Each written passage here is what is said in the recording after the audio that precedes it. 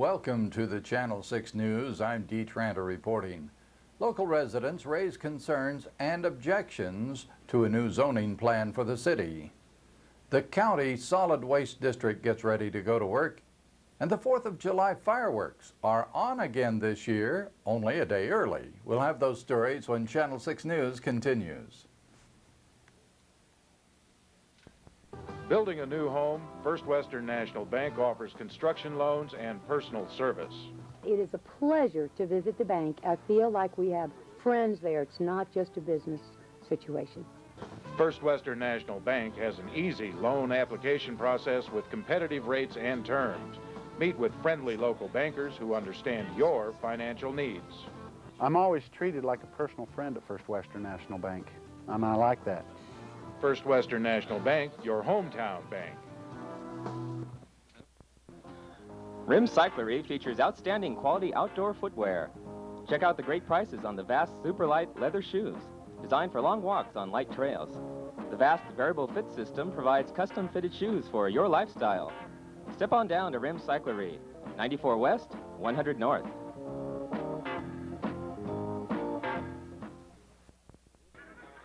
The Western Colorado Peruvian Horse Club presents the Peruvian Paso Horse Show at the Old Spanish Trail Arena on June 18th, 19th, and 20th. Don't miss this extraordinary show of the beauty and gracefulness of these naturally gaited horses. Admission is $1 per person, and 100% of proceeds will benefit Seek Haven Family Crisis Center. So come on out to the Peruvian Paso Horse Show, June 18th, 19th, and 20th. Breaking ground? Call Utah Gas Service Company before you dig. When you dig anything from a post hole to a major excavation, you run the risk of breaking up a gas line. Play it safe. Gas lines can be buried almost anywhere. We're glad to locate our lines for you free of charge. Call Utah Gas Service Company.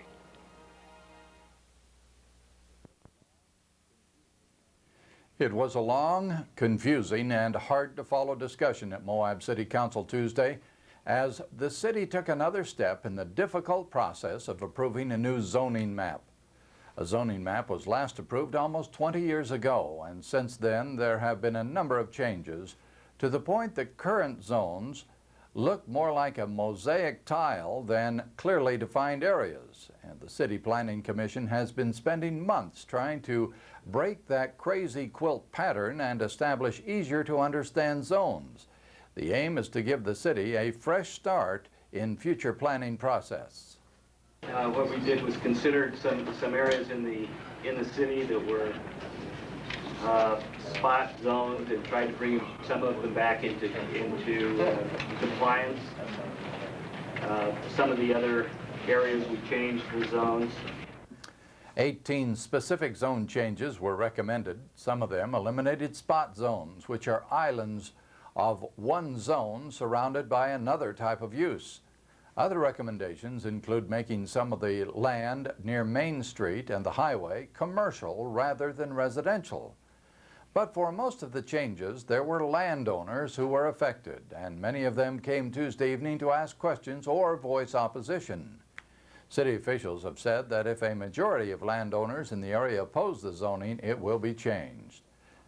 Now, the staff has the difficult task of gathering all of the input, integrating it back into the map, and bringing it back to the public for another examination. If you have any questions about exactly where the zone changes would take place, the map is on display at City Hall, and public comment will be accepted through July 6th. In other business, the council rejected a request from Mayor Tom Stocks to call a special election on the question of changing Moab's political power. The mayor wanted a referendum to pass a strong mayor system of government.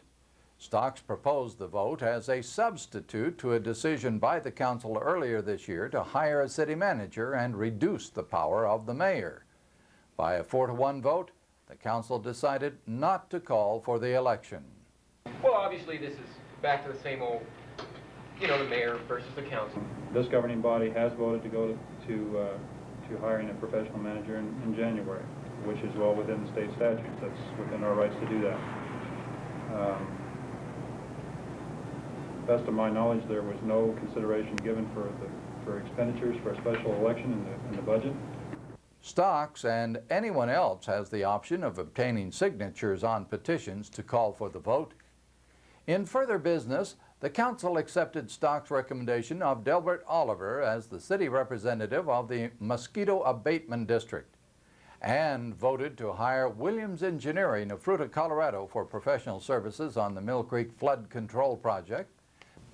And the council heard from Powerhouse Lane residents complaining about speeders passing their homes. Most of the time, people go up there to party at the power dam, okay? And it's a lot of young drivers. They're coming back down to town, back and forth. And the main concern is that we do have a lot of children. It is a residential area, and we have a lot of animals. And the road isn't very wide. It's like 17 feet, okay? And there is a sign that says 25 speed limit. Obviously, nobody pays attention to the 25 speed limit, and it is a dangerous situation, and we'd like something to be done other than signs that nobody pays attention to. The council agreed to meet with the residents and with the police department next week to see if they can come up with a solution. Moab now has 2 visitor centers. We'll have that story, plus a look at the work of the new Solid Waste Management District when Channel 6 News continues. Make Nelson's Heating and Refrigeration your first step to cool this summer with one of their new swamp coolers. Nelson's also offers parts, service, and installation. And if it's appliances you're after, Nelson's proudly presents Whirlpool and Maytag brands for low energy use, fewer repairs, and great warranties. Nelson's Heating and Refrigeration, serving Moab for 30 years, 1070 Bowling Alley Lane. What makes you an individual is more than just what you do and how you do it. It's where you've been, where you want to go. It's your beliefs, fears, and needs, which is why your Farm Bureau agent cares enough to get to know you, so your insurance and financial plans meet your needs today and change with you to meet them tomorrow. The Farm Bureau family. Our most important policy is caring.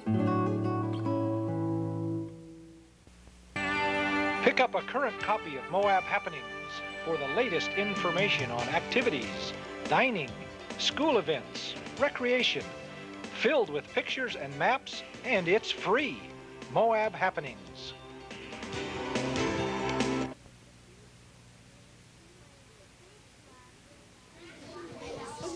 One of the big problems is kids. Kids dare each other to do dumb things. They climb trees or fences near power lines. It's not too smart. Sometimes they even try to climb power poles and towers themselves. It's dumb to take a dare like that. It's deadly. Won't catch me up there. I kind of like being on the ground anyway. The county's Solid Waste Management Special Service District Board will hold its first meeting Wednesday evening, and the board, even before it meets, is faced with a series of difficult and expensive problems. Leo Dutilli is a member of the board. He told Channel 6 that the first task of the group is to make sure the current landfill meets upcoming federal and state requirements by this autumn. The district has a lot of goals and responsibilities. We're going to probably assume ultimate responsibility for the waste in Grant County, all the waste in Grant County. And the Utah Department of Environmental Quality has come up with some regulations, and we're going to have to meet the requirements of these regulations effective in October. Right now, garbage is dumped at the landfill along Sand Flats Road, but it's located near the Mill Creek drainage area, and Dutilli says that has to be studied. This landfill here, we have to look at it, the one we have here, the city landfill, and decide whether or not it's feasible to keep it open. There are some people at the DEQ that say that we can't keep it open because of where it is. And so if we don't keep it open, then we have to have an alternative, either a new landfill or a way to get rid of our daily waste. There have been suggestions to set up a new dump, maybe out near the airport, but that too could be expensive due to construction requirements. If you look at the regs, the way they're written now, we would probably be a the lowest class landfill for the smallest communities, which would mean that we have more leeway in operation. We might not have to do test drilling and so forth. But like you said, if we have 25% growth, then we're going to have to be covered by the larger, the laws that govern the larger communities, and it'll be much more expensive to operate a landfill. Earlier this week, some of the Solid Waste Board and County Council heard a sales pitch from a company in Carbon County that has built a commercial dump operation. East Carbon Development Corporation has a huge landfill up in East Carbon, and they have reserved at this time landfill space for all the communities in the state of Utah. All the communities in the state of Utah would pay $17 a ton tipping fee. It would also involve a transfer station to be constructed. Either the county could do it, or we could contract somebody to do it, or even East Carbon Landfill has offered to help us get that going. But along with keeping the current dump, building a new one, or shipping the waste out, there is another important alternative for local residents. Right now, the recycle center pulls out about 15% of the waste out of our landfill. And we'd like to see, well, me personally, I'd like to see recycling continue, because I think it's a common sense idea, removes things that probably shouldn't be taken as waste and be sold off as usable items, and they become an asset rather than a liability to the county. And we can go a lot higher than 15%. There's no composting program at this time. If we did composting, we wouldn't have to put any yard waste or tree limbs into the landfill, which go there now. The new board will have tough and costly decisions to make, and they begin their work Wednesday evening at 7 p.m. at the Moab Library. The new multi-agency visitor center is up and running downtown, but what's going to happen to the old visitor center on North Main Street? The building belongs to the city of Moab, which has turned it over to the Chamber of Commerce. And according to Chamber President Tom Schellenberger, it will remain a place to provide information to tourists. Well, it will continue to be a visitor center. The Chamber will staff it and operate it similar to the way the Travel Council had in the past. And the way we'll do that is through volunteers. We've got several seniors that have already volunteered to operate the center for us. We do have one full-time staff person there, Connie Petroni. But it will be a visitor center with a twist. If they ask specific questions about a rafting company or a Jeep trip or where to stay, we will try to direct them to our members, and we'll have the members only information in the visitor center. That's where it differs a little bit from the Travel Council. Travel Council had to advertise everybody. We can advertise just our members, and we intend to do that more directly, I guess. Is it going to cause any confusion, people driving in, seeing the visitor center they've seen for years, and then seeing one downtown? Is that going to cause any conflicts or problems? I don't think it'll cause problems. It's another avenue for the visitors to get information. I think the easier we can make it for the visitors, the better off we are. And we're going to try not to duplicate what the Moab Information Center is doing. And as I said, we're going to try to make it geared more to our members' businesses. The Chamber has helped organize special events in Moab, including the July 4th celebration, and Schellenberger explained what this year's plans entail. As of right now, and I hope this doesn't change anymore, it'll be Saturday the 3rd will be the day that 4th of July will be celebrated in Moab. And the fireworks will be at Ken's Lake again. And we will have what we're calling an old-fashioned kind of family 4th of July Saturday morning at City Park and lasting all day. The Chamber holds regular luncheon meetings each Tuesday where speakers often address questions of interest to residents, and the public is always invited to attend. Up next is the Canyon Country weather forecast when Channel 6 News continues. It's the best time of year for an early morning or late evening round of golf, and they're ready and waiting for you at the Moab Golf Course. With its emerald green fairways surrounded by brilliant red rock, the Moab Golf Course has all you need to get started, including golf cart and club rentals, a complete pro shop, snack bar, driving range, and group or individual lessons. So come on out to the Moab Golf Course in Spanish Valley. Just follow the signs from Highway 191.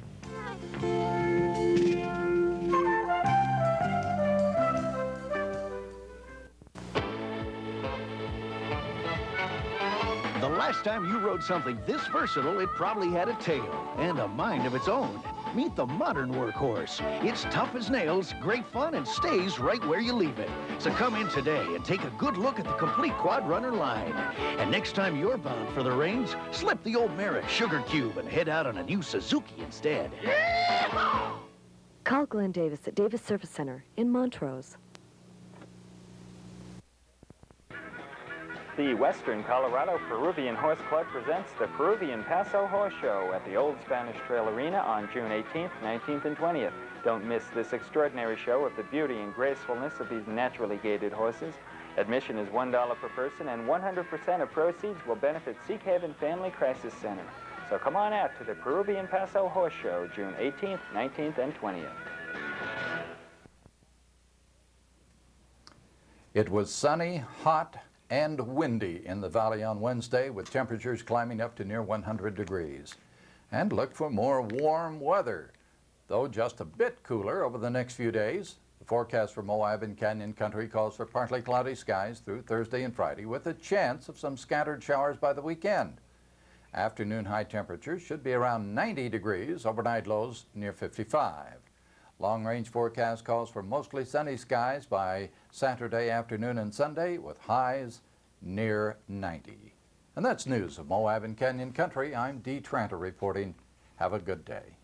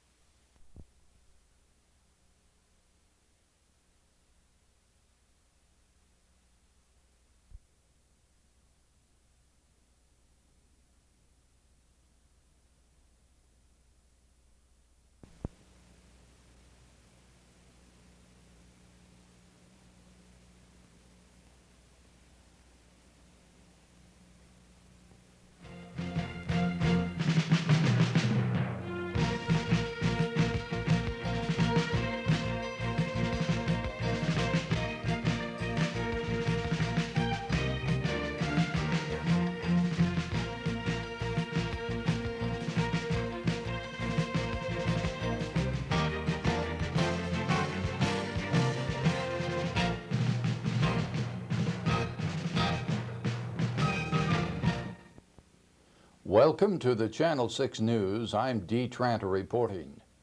A Utah highway patrolman from Green River is shot to death during a high-speed chase. We'll have that story when Channel 6 News continues. Building a new home, First Western National Bank offers construction loans and personal service. It is a pleasure to visit the bank. I feel like we have friends there. It's not just a business situation. First Western National Bank has an easy loan application process with competitive rates and terms. Meet with friendly local bankers who understand your financial needs. I'm always treated like a personal friend at First Western National Bank, and I like that. First Western National Bank, your hometown bank. The Western Colorado Peruvian Horse Club presents the Peruvian Paso Horse Show at the Old Spanish Trail Arena on June 18th, 19th, and 20th. Don't miss this extraordinary show of the beauty and gracefulness of these naturally gaited horses. Admission is $1 per person, and 100% of proceeds will benefit Seek Haven Family Crisis Center. So come on out to the Peruvian Paso Horse Show, June 18th, 19th, and 20th.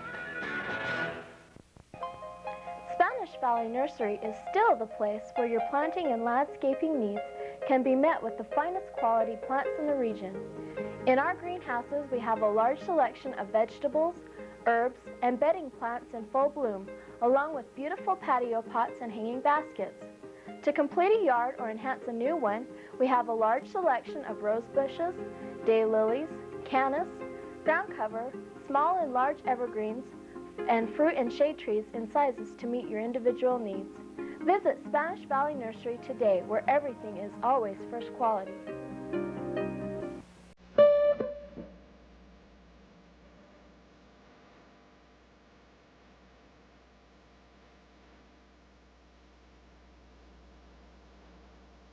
Katerina's, good food, good times, and magic.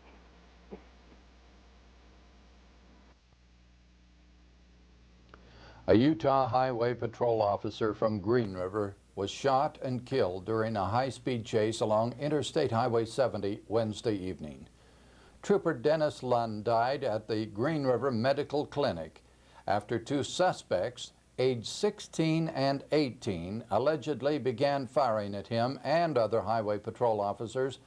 The two were fleeing police after not paying for gasoline in Thompson. The chase began in Grand County when Grand County Deputy Sheriff Steve Brownell heard a radio report from the Highway Patrol, and Sheriff Jim Nyland explained what happened. Last night, around 8:15, we received a report of a gas theft out of Rogers Roost gas station in Thompson, Utah, on a red Thunderbird with two young adults, male adults in it. Deputy Brownell was working west on I-70. He observed the vehicle headed west on I-70, and he then turned from the eastbound lane over into the westbound lane and attempted to try to stop the vehicle. But when Brownell turned on his flashing lights right near the Floy Wash interchange on the highway, the suspects sped up and the chase was on.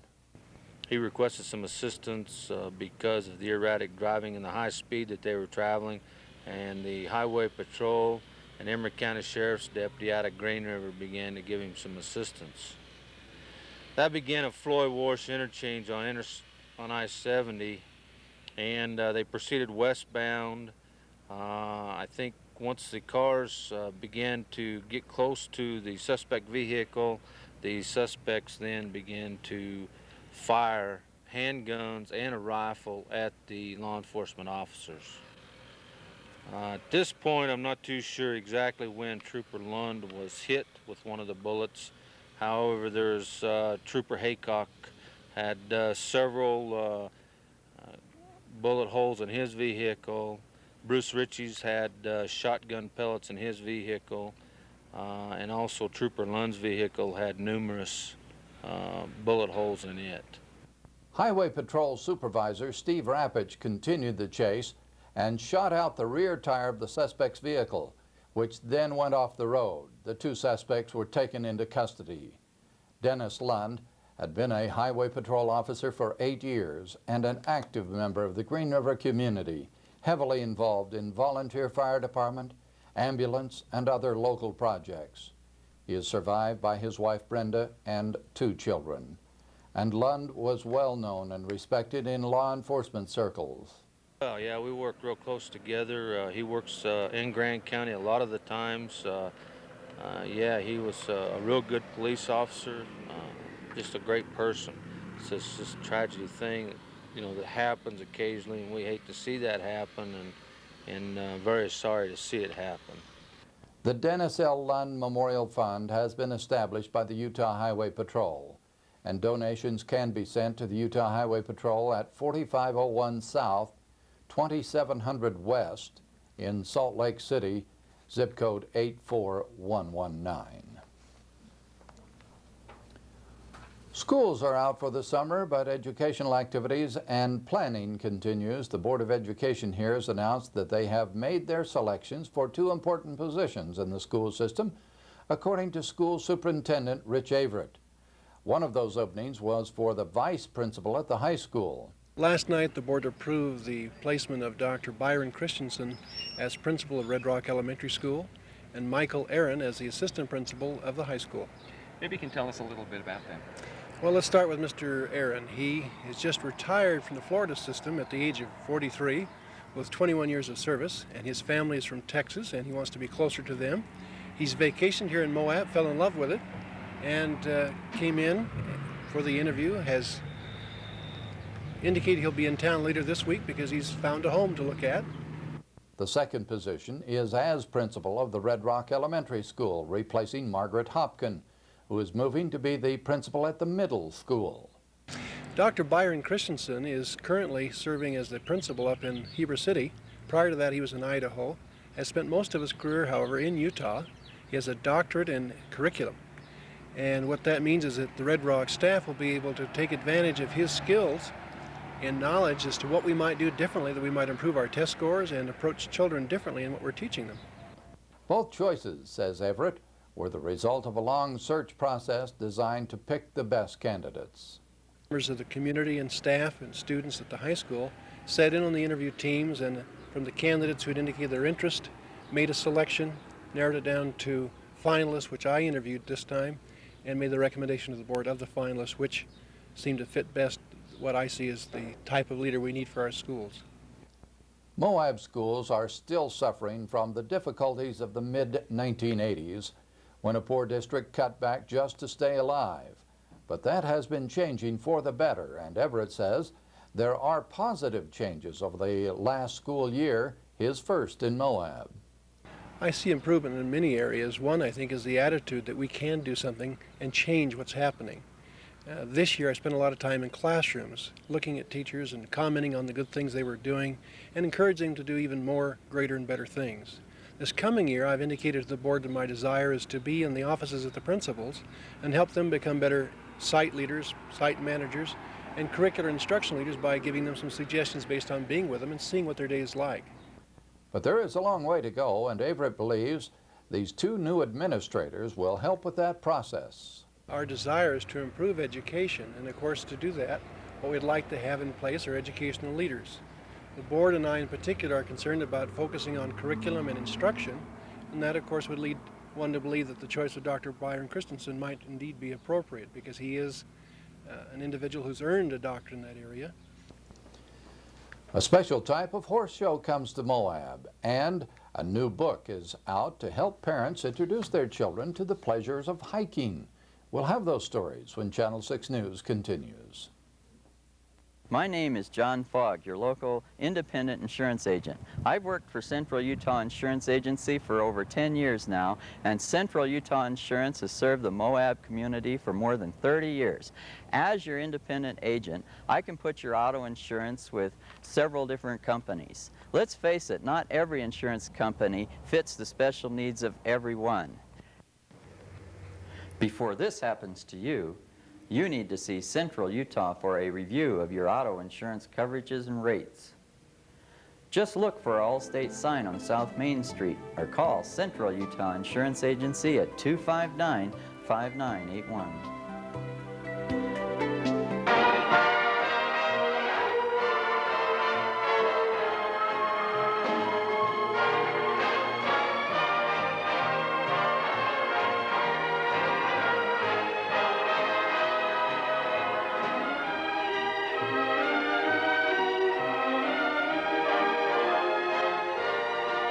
Best Value Foods, stress-free shopping where the service is unbelievable.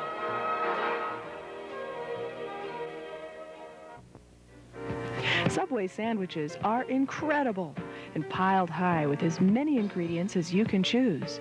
Try a footlong for a huge appetite. Hot or cold sandwiches, too. Subway's the place in Moab for a midnight snack. The bread's baked fresh daily, whole wheat or white. Call 259-SUBS to place an order. Go for a sub today at Subway on Main Street.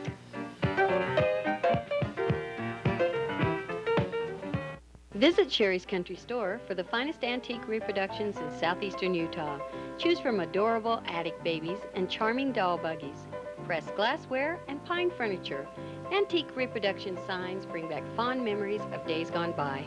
Children's collectibles include a complete selection of brayer horses.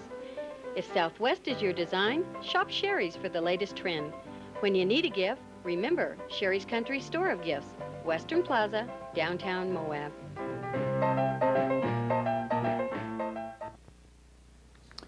If you like to hike but aren't sure how your children will fare along with you, there's a new book out that may answer many of your questions.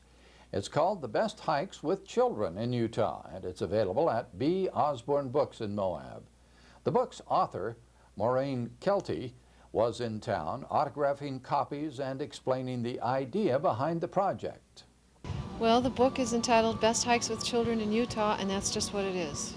And there's 75 books that are thoroughly described in terms of location, destination, difficulty, distance,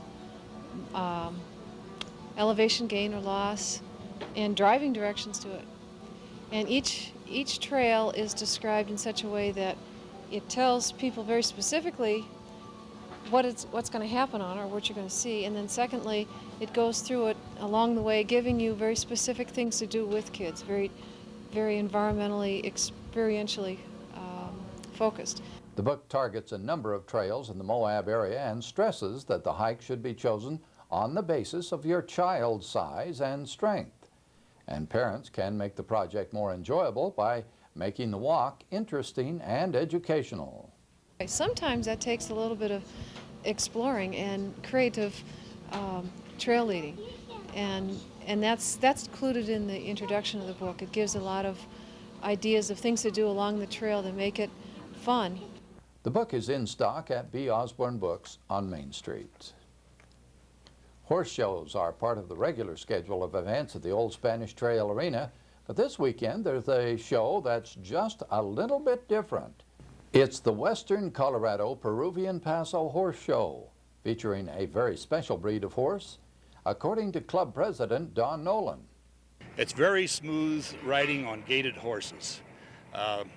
We have a saying that you can carry a cup of coffee and not spill a drop while you're riding down the trail. These horses are also bred to cover up to 45 miles a day in a nice fast gait. They're gaited and they're smooth and they're born that way. They're not trained, there's no weights, no artificial gimmicks at all. A big part of the show is the pageantry involved in the performances. They're going to see everyone decked out in Peruvian garb, which is white clothes, white pants, white shirt, a Peruvian hat, which is like a Panama hat, and some of them will be wearing ponchos during different times. Also, everybody will have Peruvian saddles, they're made in Peru, Peruvian headgear, and the headgear, it takes over a year to make a set because it's woven goat skin, very finely woven. And that's what they traditionally ride in Peru. The show is going on all day Friday and Saturday. We're going to start Friday morning. It'll start around 9 o'clock Friday, and we'll go till maybe 5 or 6 Friday. Saturday we'll start probably around 8 o'clock, and we'll go into the evening, maybe 7, 8, 9 o'clock. The show is going on all day Friday and Saturday. The admission cost is $1, and all proceeds go to the Seek Haven Family Shelter in Moab, which provides help to victims of domestic violence. And we'll be back with the Canyon Country weather when Channel 6 News continues. Pick up a current copy of Moab Happenings for the latest information on activities, dining, school events, recreation, filled with pictures and maps, and it's free. Moab Happenings.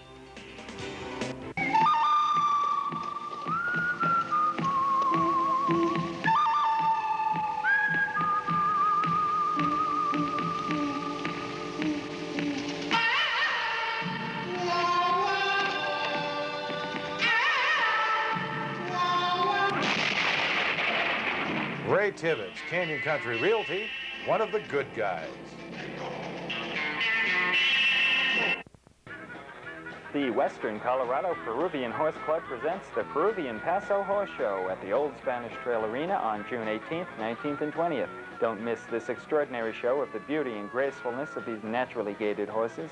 Admission is $1 per person, and 100% of proceeds will benefit Seek Haven Family Crisis Center.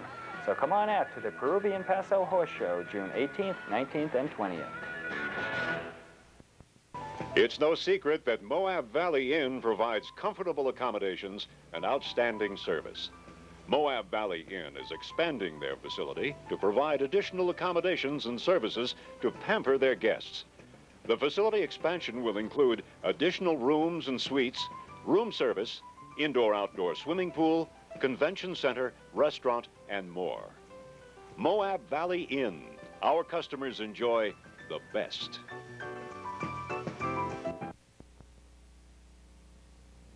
High clouds in the morning gave way to some heavy showers by afternoon on Thursday, and look for some variable weather over the weekend. The forecast for Moab and Canyon Country calls for partly cloudy skies to continue through Friday.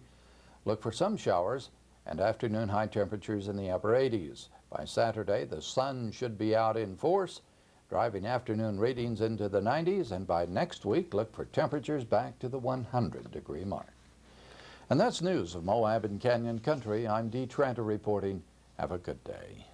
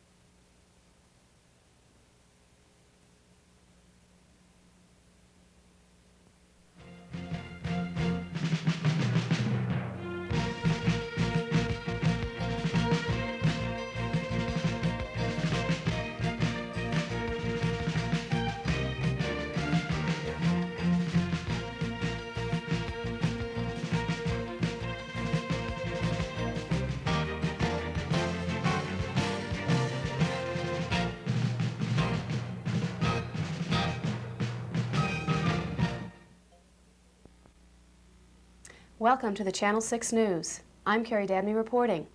2 teenagers are being charged with murder in the shooting death of a Green River Highway patrolman. We'll have that story when the Channel 6 News continues. Building a new home, First Western National Bank offers construction loans and personal service. It is a pleasure to visit the bank. I feel like we have friends there. It's not just a business situation. First Western National Bank has an easy loan application process with competitive rates and terms. Meet with friendly local bankers who understand your financial needs. I'm always treated like a personal friend at First Western National Bank, and I like that. First Western National Bank, your hometown bank. The Western Colorado Peruvian Horse Club presents the Peruvian Paso Horse Show at the Old Spanish Trail Arena on June 18th, 19th, and 20th. Don't miss this extraordinary show of the beauty and gracefulness of these naturally gaited horses. Admission is $1 per person, and 100% of proceeds will benefit Seek Haven Family Crisis Center. So come on out to the Peruvian Paso Horse Show, June 18th, 19th, and 20th. My husband Mark and I planned on a lot of things. A nice house, sending our son to college, and a comfortable retirement. We didn't plan on his early death. Mark made a lot of promises. Don't worry, Mom, I'll study hard. And you know, he kept those promises. Protect your family's dreams. See a Farm Bureau agent about life insurance. The Farm Bureau family. Our most important policy is caring.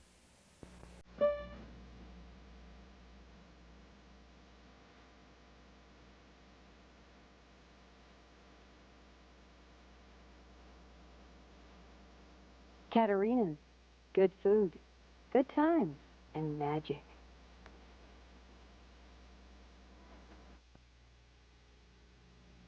Emory County Prosecutor Mark Tanner says he wants to charge a 16-year-old juvenile and an 18-year-old man with capital homicide charges in the death of Utah Highway Patrol Trooper Dennis Lund, who was killed Wednesday evening on Interstate 70.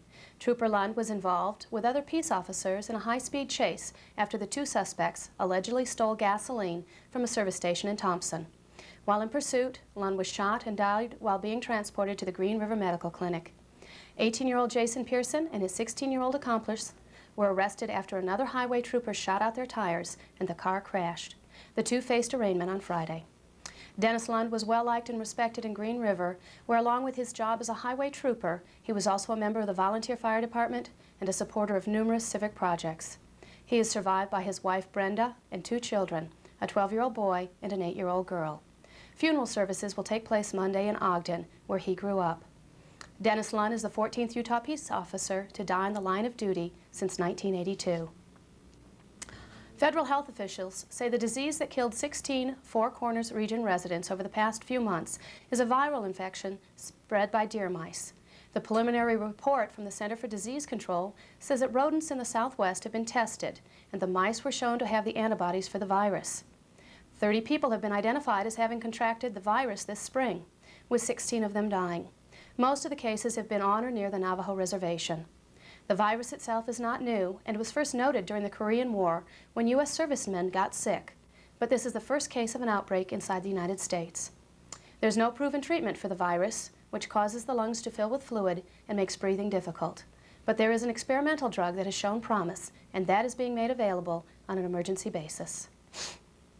The long-awaited land trade between federal and state government involving parcels near the Slick Rock Bike Trail took a big step forward recently when the state agreed to continue with the process. That word comes from Bureau of Land Management Area Manager Brad Palmer. The BLM wants control over scattered parcels of state land along the Sand Flats, which would give the federal government a chance to manage the entire area as one entity. In exchange, the state wants some land from the BLM that could be sold or leased to raise money for the school trust fund. Right now, Utah hopes to get BLM acreage near the new Halls Crossing Airport at Lake Powell for future tourist development. The land swap has taken time, and at times the state has been frustrated by the lack of progress. But they agreed to keep their Slick Rock properties off the market for at least a few more months, due in part, says Palmer, to the united support for the plan from Grand County. State Land Board felt that we were making good progress, and they were happy to see that the County Council was supportive of the exchange going forward. They did extend the withdrawal until December of this year, and again they want to evaluate what kind of progress has been made in the interim. We will be going ahead with the appraisal, and subject to the state and the BLM accepting the final valuation, we're going to go hopefully proceed with the exchange. There are strict rules and procedures for federal land transfers, and it doesn't happen fast. But Palmer says it shouldn't be long now before concrete action takes place.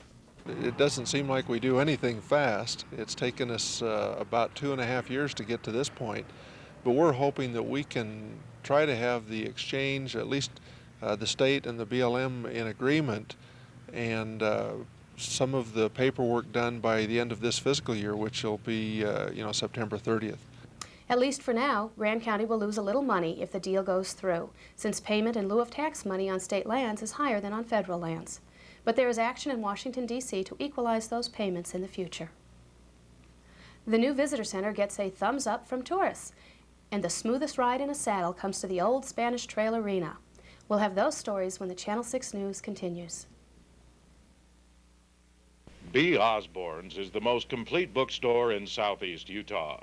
Your complete bookstore for magazines, books, maps, special orders from anywhere, magazines from Europe, newspapers from major cities of the U.S. Need a special gift for that person on your list who is hard to please? Get a gift certificate from B. Osborne's and let them please themselves. B. Osborne's Books and Magazines, 50 South Main in Moab, your bookstore and more.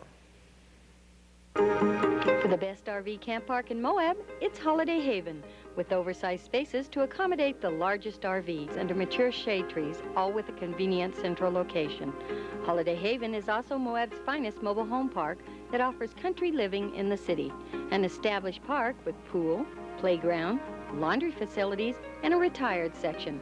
For comfortable RV or mobile home living, it's Holiday Haven, 400 North, 5th West. Rim Cyclery features outstanding quality outdoor footwear.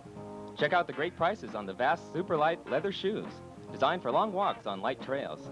The Vast Variable Fit System provides custom-fitted shoes for your lifestyle.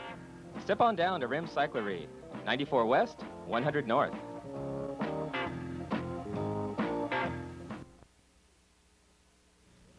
The new multi-agency visitor center has been open for less than a week, but it's already a big hit with visitors. The building houses the visitor services of the Bureau of Land Management, the Park Service, and the Forest Service, as well as tourist information from the Grand County Travel Council and a bookstore run by Canyonlands Natural History Association. The aim was to create a central location where people interested in recreation in the area could find out all they need to know, and visitors say it is working well. Oh, it's great. Very comparable to the visitor center in the Petrified Forest. A lot of the same information. Same books. It's marvelous, marvelous. We were driving through town and saw it, stopped off and we've got all this stuff here. Find everything you need? Absolutely everything. Yes. What did you think of the center? Really, quite excellent. Very nice. Were you able to get the information you needed? Oh, yeah, piece of cake. Good information. That's really pretty, really nice. They have some interesting books, and they have some things in there that I haven't seen anywhere else. I have to say they seem really excited. I mean, we're excited, but they are too. When they realize that they're in a building that's only been open for 4 or 5 days, they think, oh, how lucky we are. And most of them are really impressed with the exhibit area. They enjoy being able to walk back in the exhibit area and see what kind of activities are available in Moab and the surrounding areas. And they're impressed with the bookstore and the selection. And I've been watching them interact with the agency personnel on the desk, and they really seem appreciative of the information. And I'm impressed with the way the agencies are handling the visitors, and that if they don't know the answer, they either pick up the phone and call the agency where they can get the answer immediately, or they walk over to the Travel Council brochure rack, or they direct the visitor to the commercial brochure rack so that they help them find the information. I haven't seen a visitor leave here without the information that they need so far.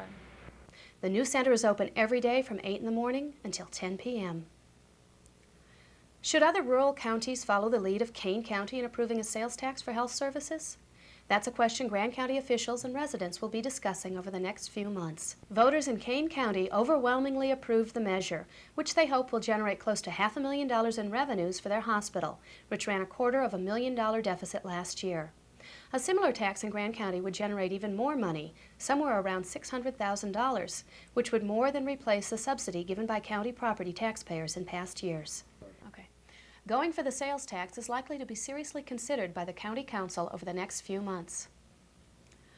The Moab City Council will present its budget for the 1993-94 fiscal year on Monday evening at the school district offices. The bottom line is a general fund budget of $2.7 million, about a 20% increase over the previous year. The big expense will be somewhere around $300,000 to begin the process of replacing the main water transmission line from city-owned wells near the golf course. The city is now looking at ways to finance the project and will be appearing before the Clean Drinking Water Board next week for grants and low-interest loans. Also up for possible spending is an expansion and improvement at the Moab Sewer Treatment Plant. Where will the extra revenue come from? The city is counting on an increase in gross business license fees, better known as the local sales tax. Last year, the city estimated they would receive about $900,000 and actually got about $1.1 million.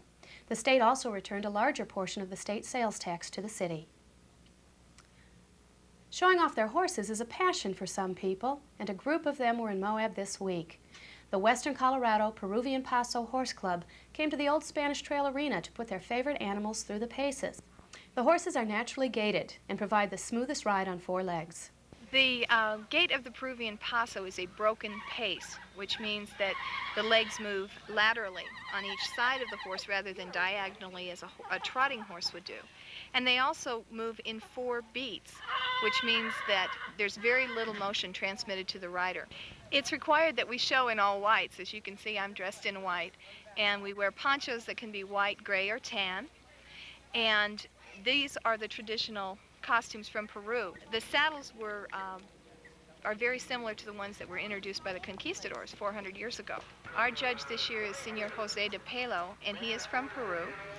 And he seems to be looking for a lot of smoothness in the horses, a lot of advance in the gait, qualities such as brio, which is the spirit of the Peruvian horse. It depends on the class that's being ridden also. In our breeding division, that's judged 100% on the horse.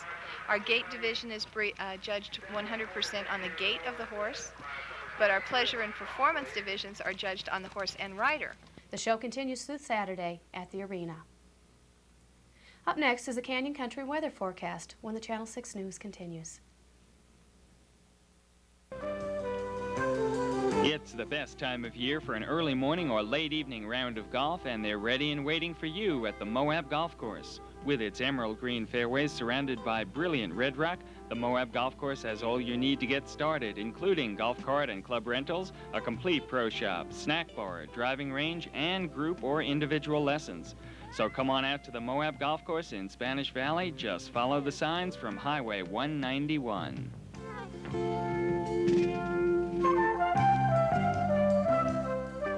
Moab Hardware and Furniture. Hardware, TVs, appliances, furniture, carpet, automotive, housewares, paint, featuring beautiful living room suites, high-quality interior and exterior home paints, durable gardening tools, powerful vacuum cleaners. Moab Hardware and Furniture, the friendly store.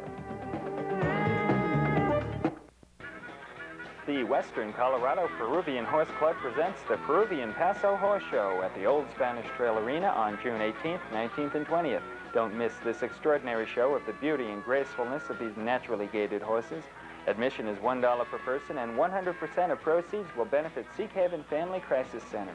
So come on out to the Peruvian Paso Horse Show, June 18th, 19th, and 20th. Morning clouds gave way to mostly blue skies by afternoon in the valley. And look for some great summer weather the next few days, if you don't mind a little heat. The forecast for Moab and Canyon Country calls for mostly sunshine right on through Monday. Look for afternoon high temperatures into the upper 90s with overnight lows around 55. The long-range forecast calls for some clouds by Tuesday and Wednesday, but still mostly sunny, highs staying in the 90s. And that's the news of Moab and Canyon Country. I'm Carrie Dabney reporting.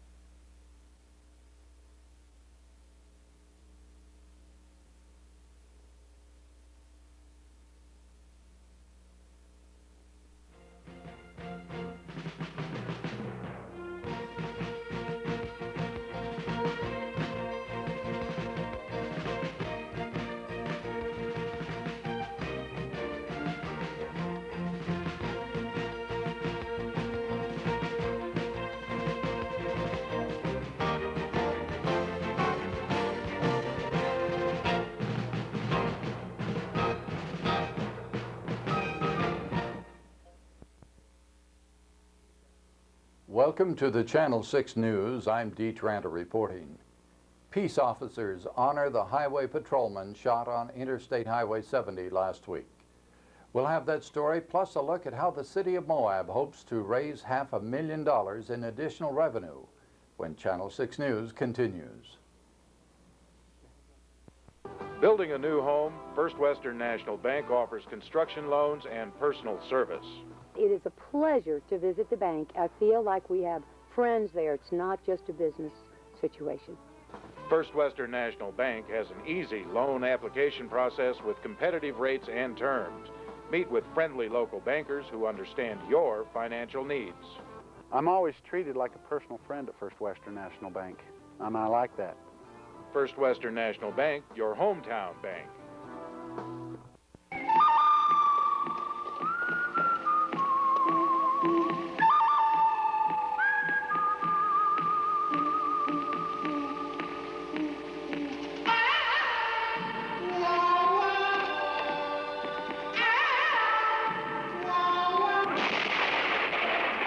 Ray Tibbetts, Canyon Country Realty, one of the good guys.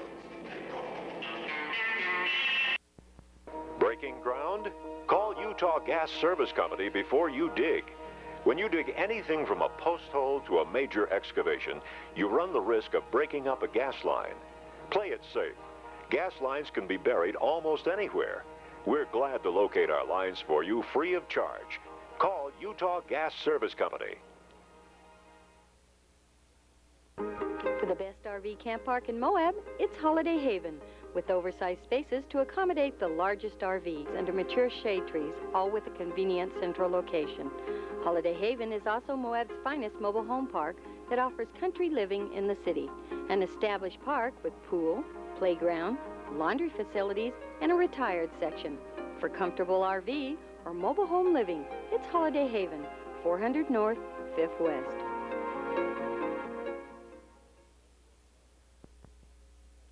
Funeral services were held Monday in the Ogden LDS Tabernacle for Highway Patrol Trooper Dennis Lund, who died last week in a gun battle on Interstate Highway 70. Hundreds of peace officers from around the state and region attended the services. Lund died Wednesday evening from gunshot wounds received during a high-speed chase near Green River. 2 Indiana teenagers are charged with the murder. Lund was a 6-year veteran of the Highway Patrol and a leading community volunteer in Green River. After weeks of discussion and negotiation, the City Council is ready to present its 1993-94 fiscal year budget. The thick document goes to a public hearing Monday evening, then on to final council approval. The numbers add up to the city collecting and spending more money than ever, according to Council member Dan Meck. How does that budget compare in general terms with the last one? Well, in general terms, we've gone from 2.2 to 2.7 million, about a 20% increase. The cause of that increase is because of some of the things we need to do in the infrastructure, well, with the new water line coming into town and also the sewer plant. The water transmission line will be expensive but necessary. Tests last year showed the current line is leaking and badly corroded, and it must be replaced to guarantee drinking water for the city. Mick says the council will push to get construction going this year. We'd like to see that water line put in place, commence construction in the fall, and get it in during the time of the year when we don't need as much water coming down here. We currently have 2 lines feeding the city. We can get away with 1 during the winter months. As a project, it's going to cost well over $1 million. Where do you hope to get most of that money from? Well, we're going to go to the Clean Water Drinking Board here and look for a grant or a buy-down kind of a loan, low interest that we can get. We don't look at having to increase the taxes on the community if we can help that at all. There are some expansion plans for the sewer plant as well, which the city may begin this year or wait until next summer, depending on the availability of funds. And in other departments, Mick says there could be some costs that will end up saving money. We're going to look at, I think, somewhat consolidation, if we can, with the county on some of the things like dog catcher, building inspector, things of that nature. And if we can do that, that'll cause each of the departments to get a little bigger, but then, you know, in the community as a whole, it should cut things down a little bit. One department that will go up is the police, where new officers will be hired. Alan West asked for 3 different people, one to be on patrol, another to be a detective, and another to help around the office such. And we budgeted initially for 1 extra, and after looking at it a little closer and taking some public input, we decided to go with 2 more officers. Why? I think the people of Moab deserve the protection around here. It's very hard to cover 24 hours a day, 7 days a week with a small force. To spend more, you have to collect more, and in this case, it means about $500,000. But Mick says raising the cash doesn't mean sticking local residents with the bill. How do you expect to finance this 20% increase in the general fund? Well, it's going to come out of everybody's pocket a little bit, but through sales tax like we've done in the past. I don't see that we're going to put any kind of a tax on property or anything of that nature. Last year we budgeted for X amount of dollars sales tax, and we got back more than that. And this year we're looking at, again, being able to cover through the sales tax. That is money that everybody spends in town, be it local people, tourists, whatever. It's been a quiet budget with few citizen complaints. Mick says that's because he believes residents are generally satisfied with the way things are being run at the city. Are Grand County schools behind the curve? During the hard economic times of the mid-1980s, school officials here went to a 4-day school week as a way to cut costs. But after a few years, they concluded that academics had suffered and voted to return to a 5-day schedule.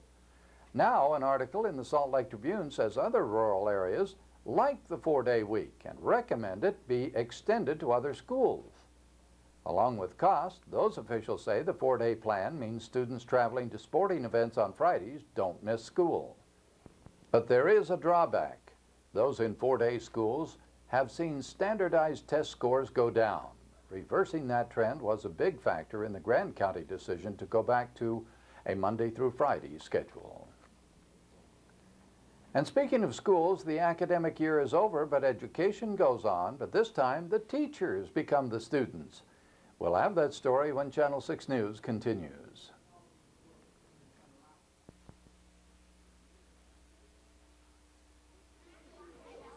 You have to always be careful when you're moving irrigation pipes. They're tall enough to touch a power line. There might be a big power line up there. You might get electrocuted. Sometimes little animals crawl in the sprinkler pipes. Kids tip them up to get the animals out. Oh, bad idea. It's not too smart. Look up. You might be surprised what's up there. Good idea. Canyon Country, a grand display of three-dimensional artistry and rock, unmatched for variety anywhere else.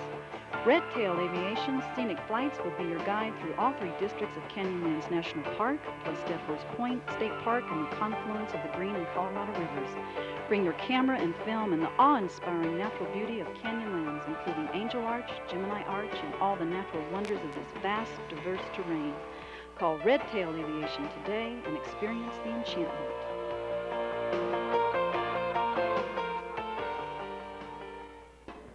Make Nelson's Heating and Refrigeration your first step to cool this summer with one of their new swamp coolers. Nelson's also offers parts, service, and installation. And if it's appliances you're after, Nelson's proudly presents Whirlpool and Maytag brands for low energy use, fewer repairs, and great warranties. Nelson's Heating and Refrigeration, serving Moab for 30 years, 1070 Bowling Alley Lane. Visit Sherry's Country Store for the finest antique reproductions in southeastern Utah. Choose from adorable attic babies and charming doll buggies, pressed glassware, and pine furniture. Antique reproduction signs bring back fond memories of days gone by. Children's collectibles include a complete selection of brayer horses. If Southwest is your design, shop Sherry's for the latest trend. When you need a gift, remember Sherry's Country Store of Gifts, Western Plaza, downtown Moab. Subway sandwiches are incredible and piled high with as many ingredients as you can choose. Try a foot-long for a huge appetite. Hot or cold sandwiches, too. Subway's the place in Moab for a midnight snack. The bread's baked fresh daily, whole wheat or white. Call 259-SUBS to place an order. Go for a sub today at Subway on Main Street.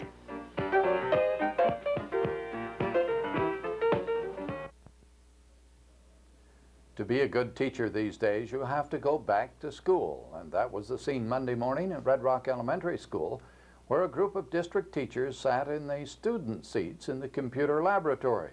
Their aim, to learn more about the machines they will be using to help youngsters in the future. On hand was Coy Isom from the Southeast Education Service Center in Price. He told Channel 6 what the seminar was all about. We're doing a 3-day workshop here with the teachers from Grand School District, where we're going to show them how to use computers in a classroom environment, where they'll use a word processor, a desktop publishing program, and an authoring language.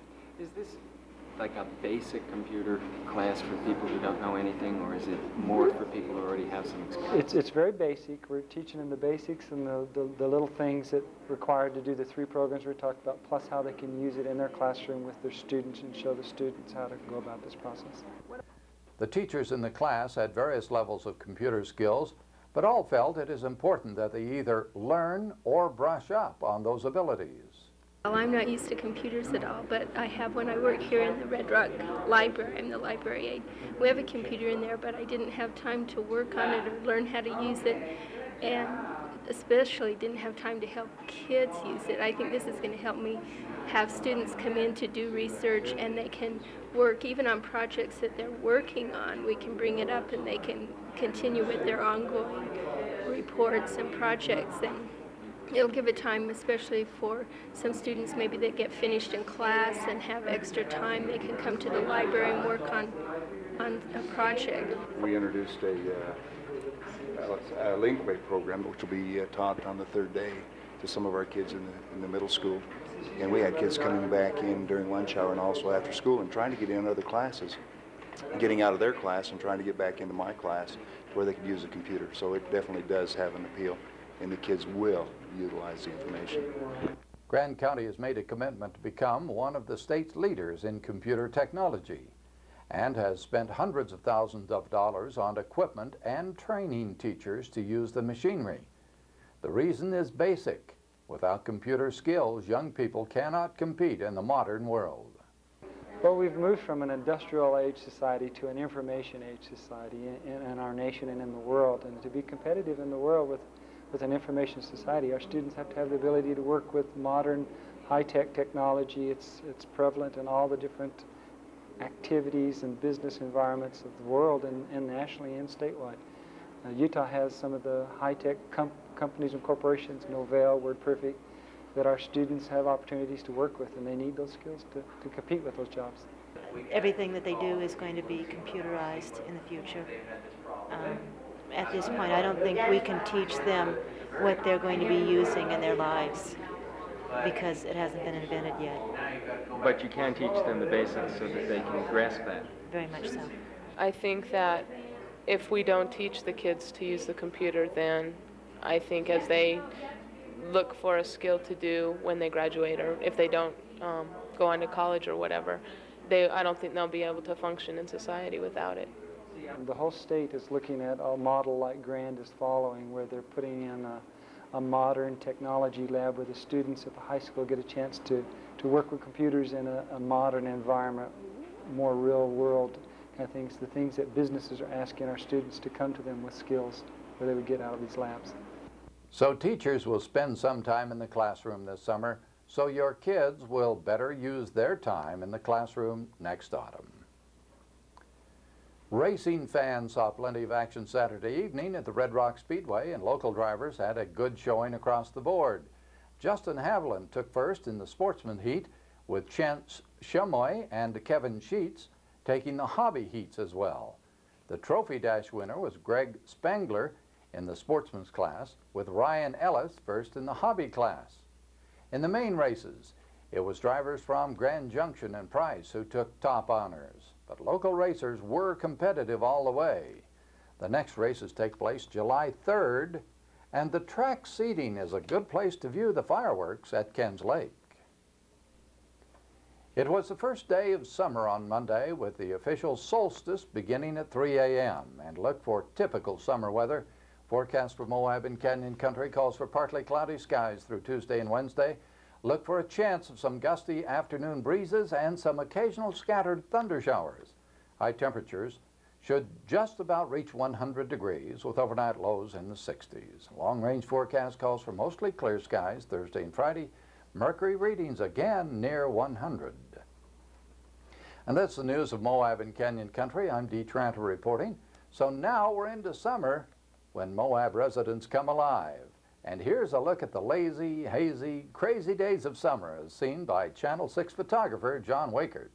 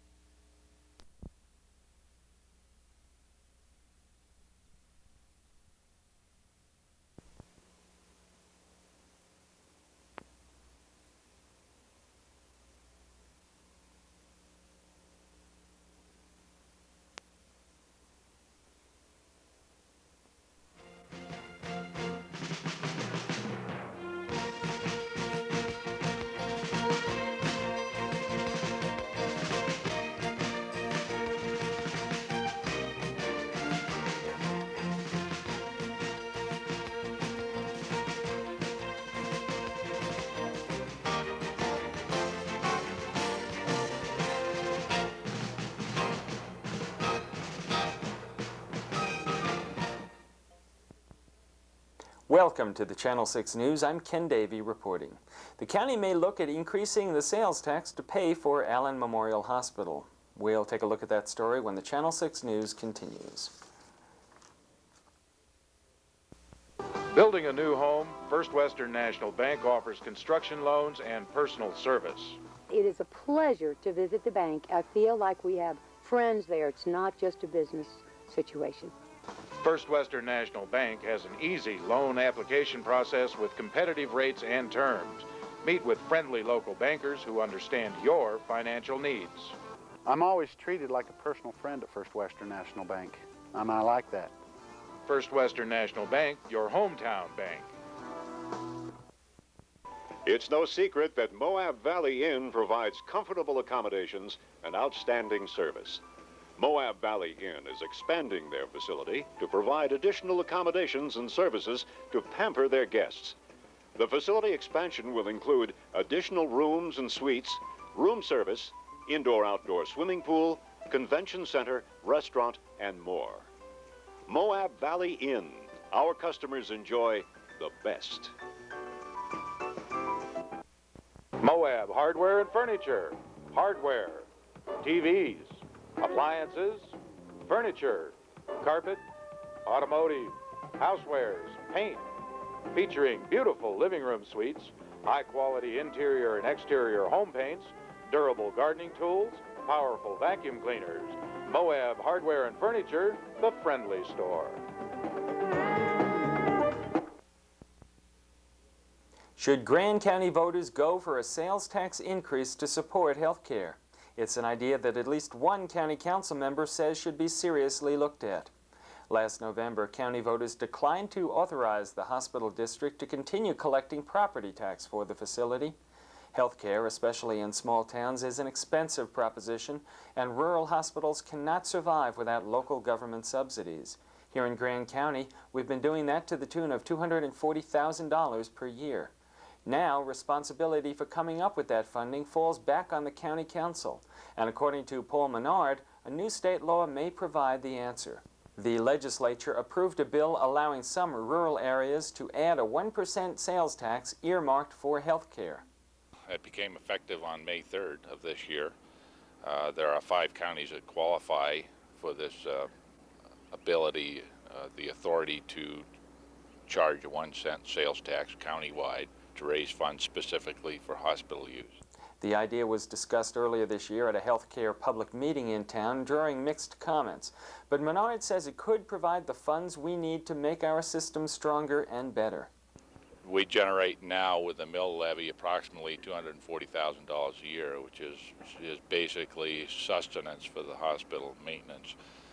This could estimate countywide sales tax of 1 cent would generate conservatively $750,000, which would enable us to do some capital improvements to the hospital, to build a good clinic, to perhaps attract doctors to the area and keep them here, retain them.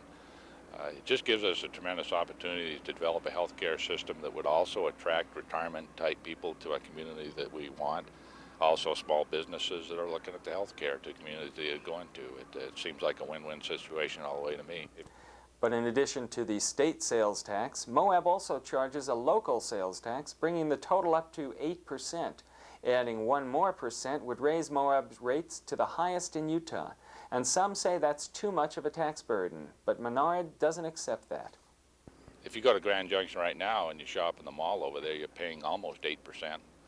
It isn't just, they're not lagging that far behind us.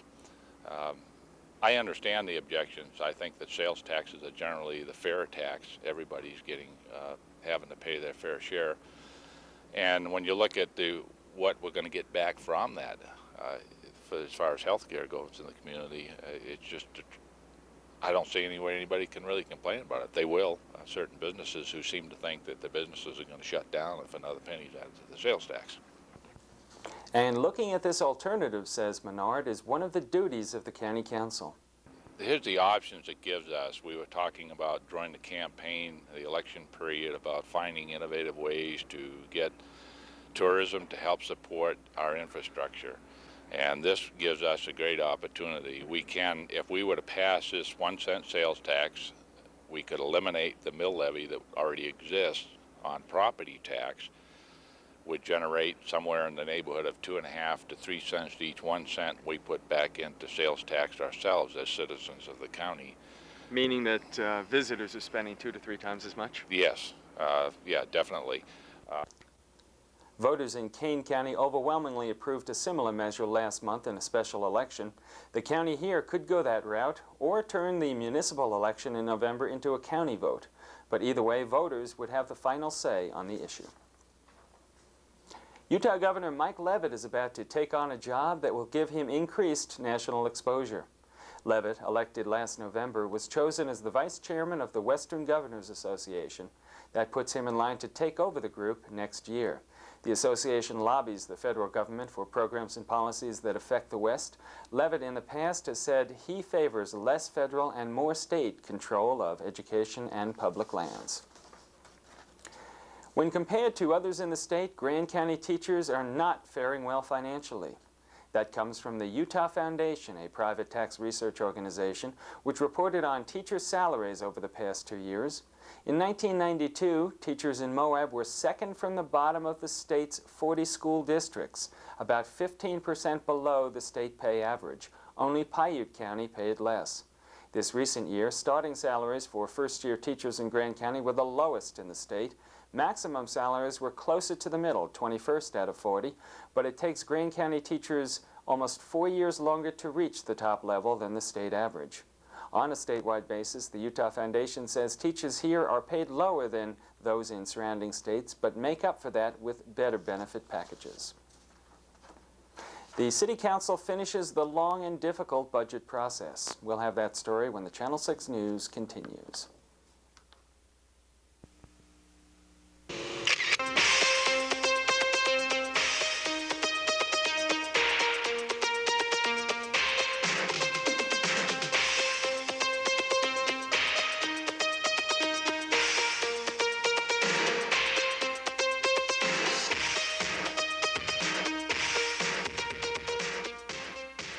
Moab Photo Lab. Picture perfect photographs every time.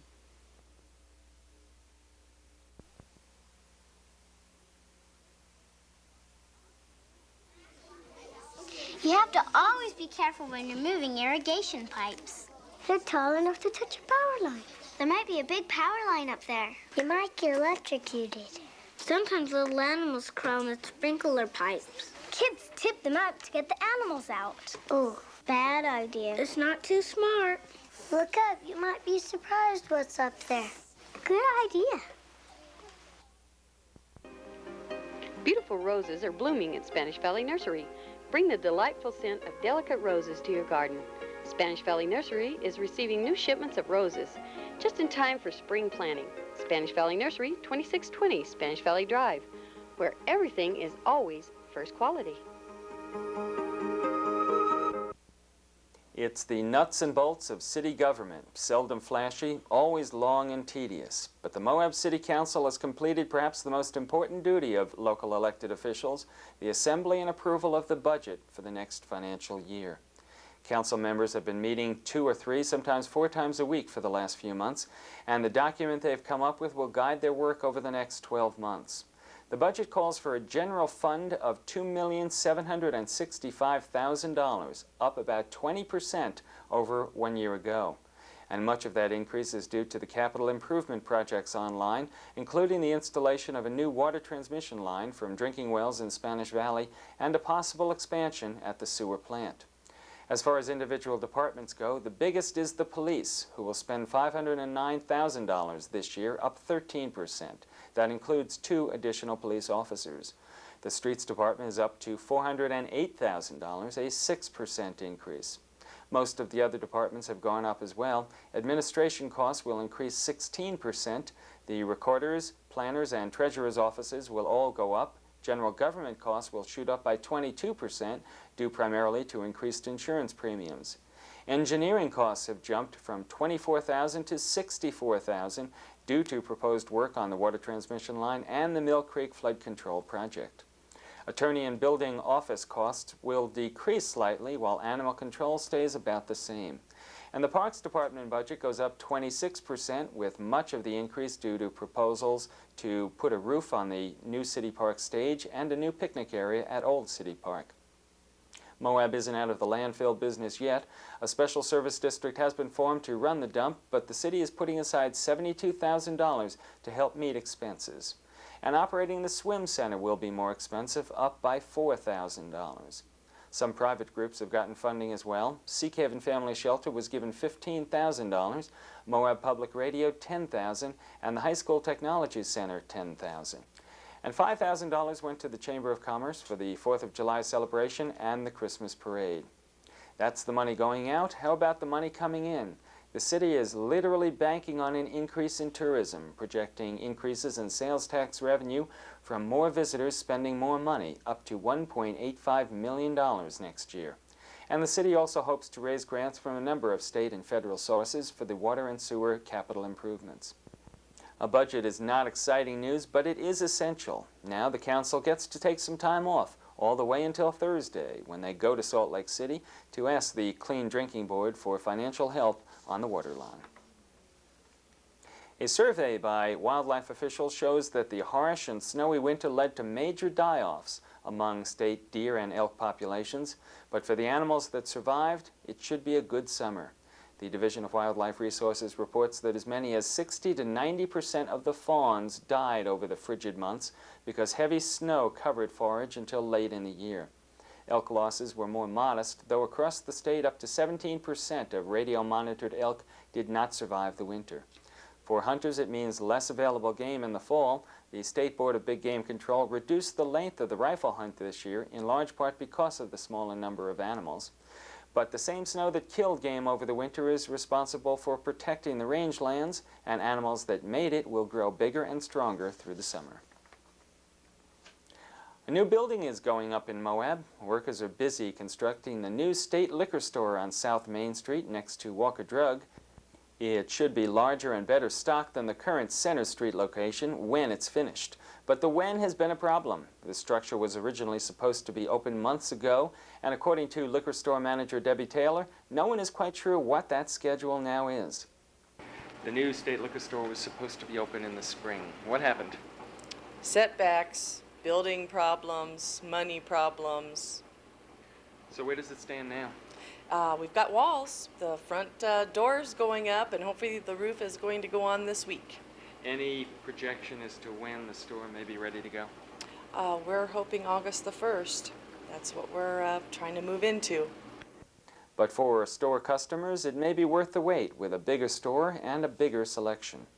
We will triple in size. We will be able to have 350 new items. State will be putting everything that is in their general listing that I already do not have in the store in the new store.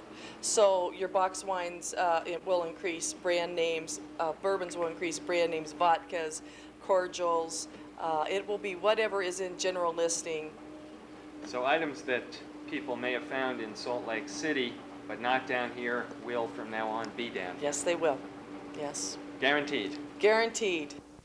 Alcohol consumption may not be advocated by the state government, but that doesn't stop it from being profitable, and the money is spread around. Moab City received over $18,000 from liquor sales last year, and if current trends continue, it should be more in the future.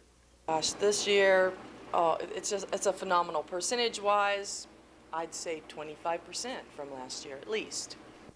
A bigger store, more selection, maybe longer hours. But based on the last few months, Taylor doesn't want to make any predictions. We will know more when we move to Main Street. We figure that our tourists and customers will increase then. Until we find out what that rate's going to be, it'll be a seasonal May 1st through October 31st. It's a bigger store with more volume.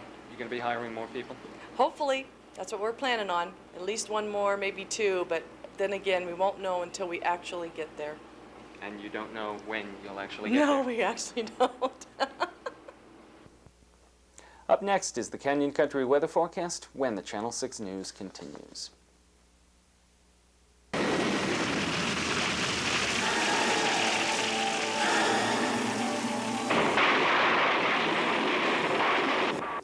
Yes, auto accidents do happen, even in Moab. That's why it's so important to have your insurance with an agent who's dependable and there when you need them. My name is John Fogg, your local independent insurance agent. I've worked for Central Utah Insurance Agency for over 10 years now, and Central Utah Insurance has served the Moab community for more than 30 years. As your independent agent, I can put your auto insurance with several different companies. Let's face it, not every insurance company fits the special needs of everyone. Before this happens to you, you need to see Central Utah for a review of your auto insurance coverages and rates. Just look for our Allstate sign on South Main Street or call Central Utah Insurance Agency at 259-5981. B. Osborne's is the most complete bookstore in southeast Utah. Your complete bookstore for magazines, books, maps, special orders from anywhere, magazines from Europe, newspapers from major cities of the U.S. Need a special gift for that person on your list who is hard to please? Get a gift certificate from B. Osborne's and let them please themselves. B. Osborne's Books and Magazines, 50 South Main in Moab, your bookstore and more. Pick up a current copy of Moab Happenings for the latest information on activities, dining, school events, recreation, filled with pictures and maps, and it's free. Moab Happenings. It was hot in the valley on Tuesday with afternoon temperatures up to near 100 degrees. Relief is on the way, but it won't exactly be cool. The forecast for Moab and Canyon Country calls for a little bit less heat Wednesday and Thursday. Look for afternoon highs around 90 degrees, overnight lows down to 60. And there's a chance of some scattered afternoon and evening thunder showers, especially at higher elevations. And look for typical desert summer weather by the weekend. The forecast calls for thermometer readings back to near 100 degrees and lots of sunshine. And that's the news of Moab and Canyon Country. I'm Ken Davey reporting. Thanks for tuning in.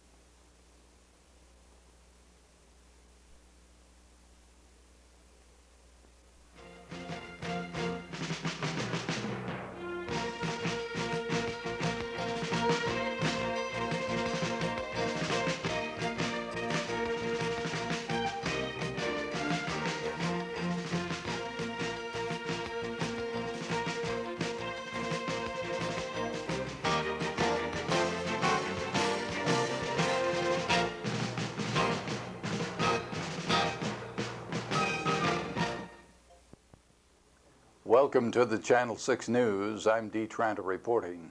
A big jump in county property values means the county may lower taxes for some landowners. We'll have that story when Channel 6 News continues. Your hometown bank now has a hometown credit card with hometown service. First Western National Bank offers Visa and MasterCard, the two most widely recognized credit cards in the world, plus the service that you've come to expect from Moab's hometown bank. And First Western National Bank cards cost you less, with a low interest rate and no annual fee for the first year. Around the world or around town, take advantage of the hometown credit card from First Western National Bank. What makes you an individual is more than just what you do and how you do it. It's where you've been, where you want to go. It's your beliefs, fears, and needs. Which is why your Farm Bureau agent cares enough to get to know you, so your insurance and financial plans meet your needs today and change with you to meet them tomorrow. The Farm Bureau family. Our most important policy is caring. For the best RV camp park in Moab, it's Holiday Haven, with oversized spaces to accommodate the largest RVs under mature shade trees, all with a convenient central location. Holiday Haven is also Moab's finest mobile home park that offers country living in the city. An established park with pool, playground, laundry facilities, and a retired section. For comfortable RV or mobile home living, it's Holiday Haven, 400 North, 5th West.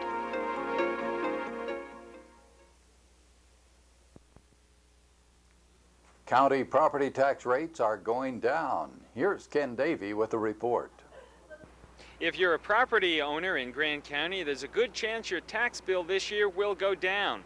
County Council members announced Tuesday evening that the total valuation of property in the county has gone way up in the past 12 months, allowing them to reduce the tax rate. 1 year ago, all the land and property in the county was valued at about $274 million. Now, it's up to $338 million, a 23% increase. Most of that, says County Clerk Auditor Fran Townsend, comes from two sources. The assessor did a reappraisal in the county, and that because of the values of land have increased so much in Grand County and property, there was a reappraisal this year. However, of that $64 million, $21 million of that is established as new growth. Including the new motels, new homes, etc., built over the past year. That's correct. You see, many of your motels were not on the tax roll last year, or if they were, only at a partial completion. So that's made a big impact on the growth. The surge in motels and new home and business construction means that with more value to tax, the tax rate itself can go down. That means lower taxes on an individual home or business, unless you were one of the owners of properties revalued by the assessor. In that case, the increase in value will shoot your taxes back up even higher. It can be confusing, but it should become clearer this summer when the county sends out to each property owner a tax statement telling you how much you'll owe in November. According to Townsend, you have the right to challenge that amount. And on that will be a notice of what's called a Board of Equalization, that if people disagree, not with the taxes that are charged, but with the value that has been placed on their property by the county assessor, then they have the opportunity to come and appeal that value to what's called the Board of Equalization. Only about 15% of your property tax goes to the county. Most of it is for the schools, with the rest going to the hospital, fire protection, mosquito abatement, and other services. And those districts will be establishing their own tax rates. But one thing is sure, we'll all be paying a little more this year for the courthouse and jail project. When County Commissioners put together the budget last December, they hoped to begin paying off the loan for the construction in 1994. Now it appears the payback starts this year, which means more tax money is needed now. Tax rate will be going down because our valuation is more.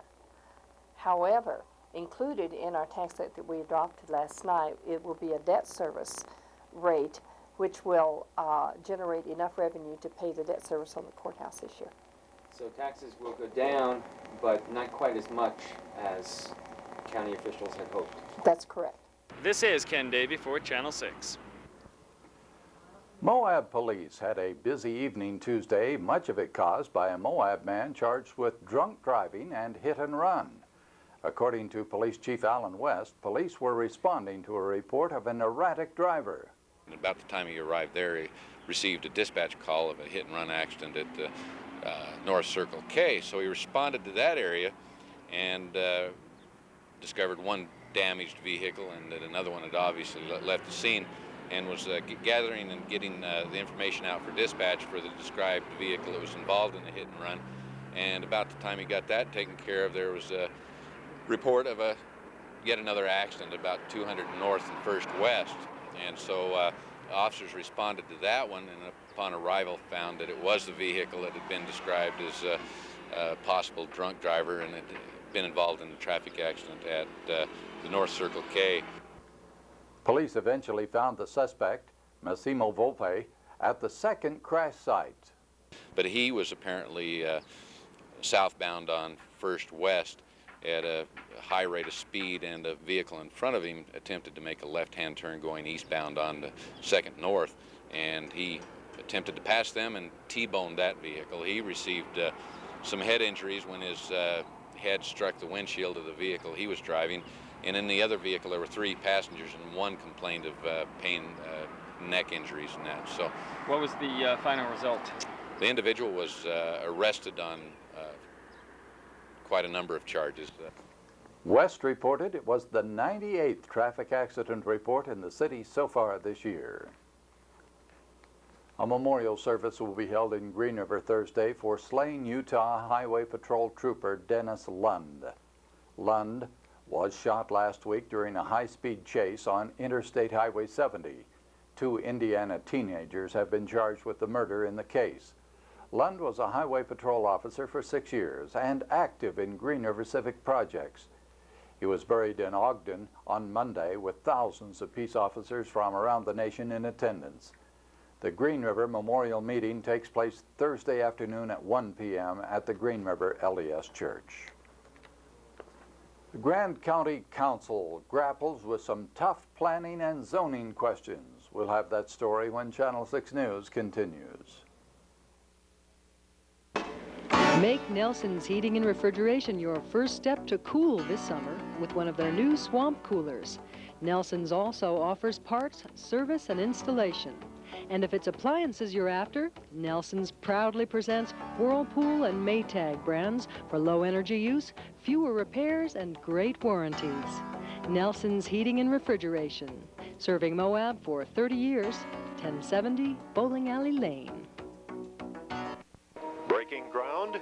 Call Utah Gas Service Company before you dig. When you dig anything from a post hole to a major excavation, you run the risk of breaking up a gas line. Play it safe. Gas lines can be buried almost anywhere. We're glad to locate our lines for you free of charge.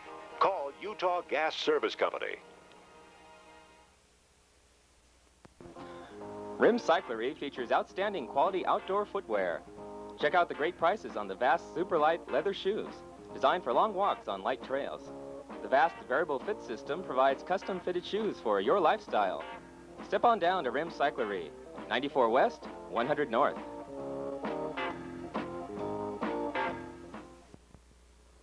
A host of planning and zoning questions dominated the County Council meeting Tuesday evening.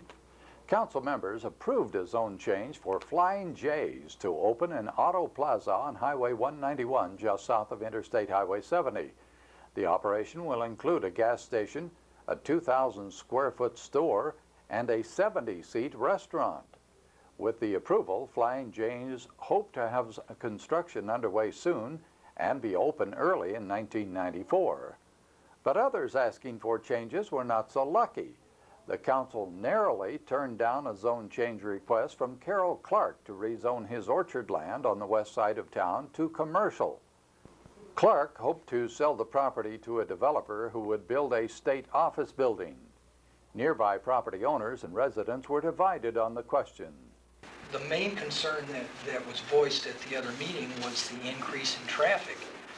And there is a developer right now who is interested in buying, if this property is not sold, who's already approached Mr. Clark and said, we want to buy that whole, the 2 acres plus the 5 acres and put in an apartment complex. And that will increase your traffic density tremendously, way more than the state office buildings are going to. The issue is a change in zoning. There's no guarantee in the office building. It is a change. We lose a high-density residential area. We're not exactly short commercial areas around here. We are short residential areas. I'm not as opposed to this project as I was. It doesn't sound too bad. It's a state office building. But I'm still kind of concerned because we hear a lot of stories that there's offers in other commercial properties around town for the same state office parcel. And if you rezone this C1, what are we going to get if this project falls through and it isn't built? It kind of leaves us wide open to other commercial developments. So I think at least Paul and I are concerned about that fact. We put the state office here, then what are we going to put down the road, the next place? Is it just going to go on and on and on, right on down 5th West? We faced the same issue on Cane Springs Boulevard in February, if you remember. Purchasing a piece of residential property, wanting to rezone it for the state office building. I'm not going to say what I would do or what the city council would do because I'm only one member and it would be inappropriate for me to say. But you do remember that the city council voted the same issue down 5-0. The vote was 3-3, and a motion must have 4 votes to carry. An effort to rezone property from agriculture to residential at the end of Desert Road in Spanish Valley also failed. Council members said they heard from nearby residents who believed 40 apartment units would change the rural character of the area.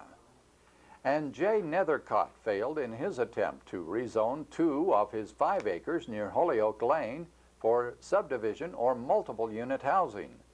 A zone hearing last month had a number of residents who opposed the zone change for all 5 acres because they feared a mobile home park would be built.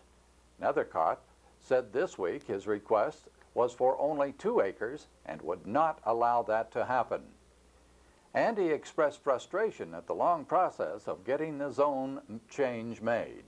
The problem is that I cannot, from a financial point of view, continue to delay and delay and delay. I can't attract financing to any kind of a housing project, which we desperately need, until I get the proper zoning. And we can put this off for 2 weeks and 3 weeks, and then it's going to be next winter, and then people are going to be camped on the river because they don't have a place to live. It's time to address this problem. It's a nationwide problem, and it has to be addressed on a local level as well as a state and national level. And it has to start in the communities where the problem's existing. This is one where the problem exists, and it's time to address it. Now is the time to address it. But council members said they believed the zone request was different from the one made last month and would require a separate public hearing. And Ray Tibbetts told the council that the visitor center construction is causing him problems. Tibbetts said the slope of the information center landscaping means that water runs onto his blacktop and would damage it. He said he had spoken to the council months ago and was told they would build a retaining wall. But now the county is looking at railroad ties, which Tibbetts says won't work. The council said they would work on the situation. The Seek Haven Family Shelter needs volunteers. That word came from Gayla Williams, the new director of the shelter, who spoke Tuesday at the Chamber of Commerce luncheon. Seek Haven provides a place to stay and counseling to victims of domestic violence, a place for family members who have nowhere else to go. Williams said the need for the shelter is growing. Seek Haven, as you know, is the establishment in the community that is there to provide a safe shelter for women and children who are victims of domestic violence and or homelessness. Sometimes the two are very related. And this is our 3rd year in operation. The first 2 years that we were in operation, the need for our services has increased proportionately with that of the national average. So it seems that Moab is pretty typical of the rest of the nation. Also, I think that's due to awareness in the community that we're here, and as we go into the 3rd year, our use has increased even more so. Domestic violence is increasing, and there is a growing understanding that physical and psychological abuse can no longer be passed off as a family affair. They're not always the other people. They're sometimes our family members and friends and the people right across the street. And it's a kind of a situation that we would all like to say doesn't exist and just kind of go on with our merry lives, but we do know that it does exist. And so I just feel very appreciative for the people who established Seek Haven and for those who have been running it for the last 3 years. They've done a marvelous job. They've got a real crew of volunteers, a pretty dedicated staff, and they're willing to work long, hard hours to see that the services are provided. Volunteers for the shelter are needed, and if you have some time, you can call 259-2229. Up next is the Canyon Country weather forecast when Channel 6 News continues.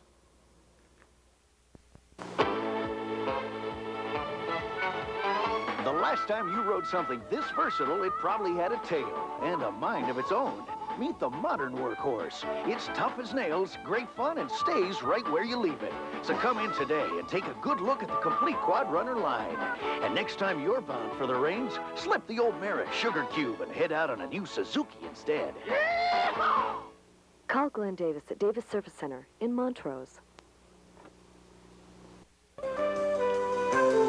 It It's the best time of year for an early morning or late evening round of golf, and they're ready and waiting for you at the Moab Golf Course. With its emerald green fairways surrounded by brilliant red rock, the Moab Golf Course has all you need to get started, including golf cart and club rentals, a complete pro shop, snack bar, driving range, and group or individual lessons. So come on out to the Moab Golf Course in Spanish Valley. Just follow the signs from Highway 191.